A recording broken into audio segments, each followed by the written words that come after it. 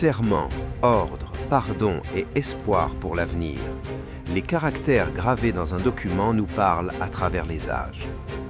Les archives de la famille Tachibana sont le reflet de 500 ans d'histoire familiale et constituent un héritage à transmettre aux générations futures. Beki Doutsetsu était un haut dignitaire au service de la famille Ōtomo, un clan puissant de Kyūshū pendant l'époque Sengoku. Il s'illustra dans de nombreuses batailles et devint seigneur du château de Tachibana dans le pays de Chikuzen, actuelle partie nord-ouest du département de Fukuoka. Son fils adoptif, Tachibana Muneshige, qui épousa sa fille unique, Ginchiyo, fit preuve de talent dès son plus jeune âge et devint plus tard un célèbre guerrier connu même de Toyotomi Hideyoshi. Cette rencontre et cette succession ont façonné les débuts de la famille Tachibana, daimyo de l'époque moderne. Doutsetsu, sans héritier mâle, avait entrepris des démarches pour la succession de la famille Tachibana. Il allait adopter le fils de son neveu, Shigetsura, qui avait déjà hérité de la famille Beki. Cependant, Doutsetsu finit par céder la succession de la famille Tachibana à sa fille, Ginchiyo. Les deux chefs de la famille Ōtomo, Yoshimune et Sohorin, approuvèrent cette décision par une lettre cosignée et Ginchiyo devint châtelaine.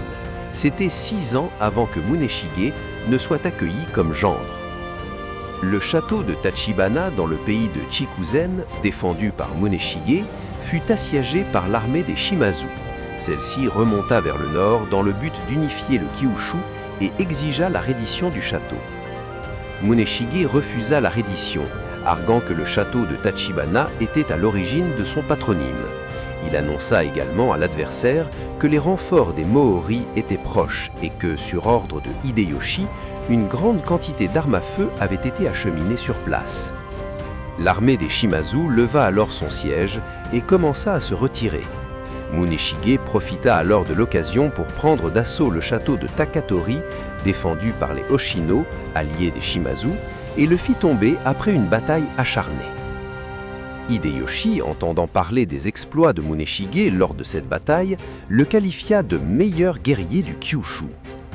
Cette lettre, adressée par Hideyoshi à Ankokuji Eka, à Kuroda Yoshitaka et à Miyagi Katayoshi, fut conservée à l'origine par la famille Kuroda.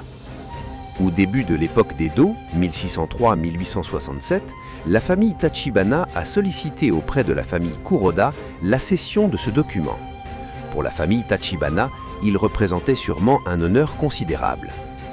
Après avoir conquis le Kyūshū, Hideyoshi accorda à Muneshige, le 25e jour du 6e mois de l'année 1587, les 4 districts Yamato, Mizuma, Shimotsuma et Miike dans le pays de Chikugo. Parmi ceux-ci, le district de Miike fut ensuite donné à son frère cadet Takahashi Naotsugu. Par la suite, Muneshige quitta son château de Tachibana pour s'installer au château de Yanagawa. En remettant ce document à Muneshige, Hideyoshi lui octroyait ses propres terres, élevant ainsi ce dernier au rang de daimyo indépendant et marquant la fin de sa vassalité envers les Ōtomo. Après la bataille de Sekigahara, Muneshige, devenu un samouraï sans terre, attendit à Kyoto l'arrivée de Tokugawa Ieyasu.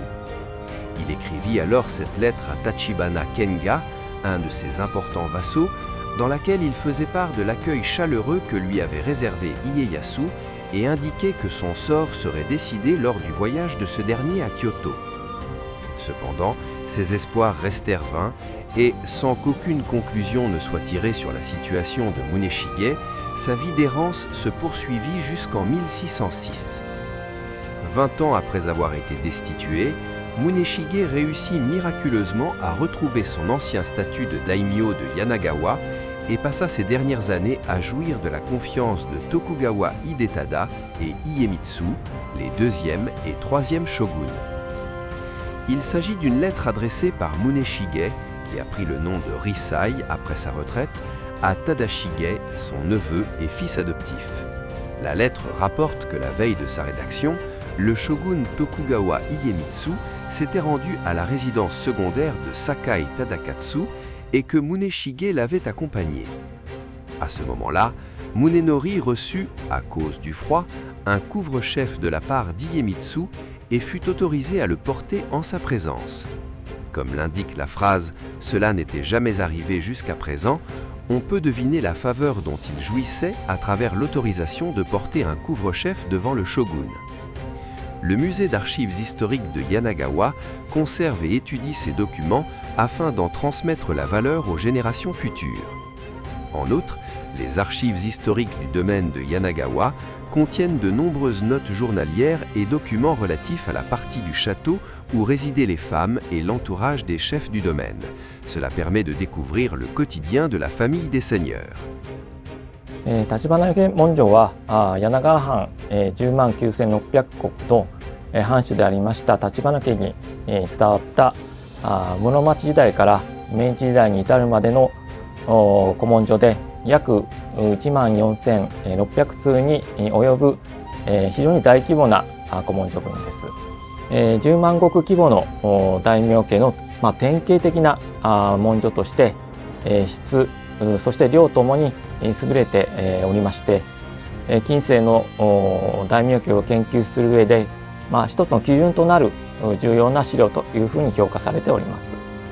橘家文書はいくつかの文書群で構成されておりますけれども中でもここで紹介いたします橘文書は大名橘家においてですね最も大切に保管された文書群で内容は歴代藩主に関わる古文書で構成されております。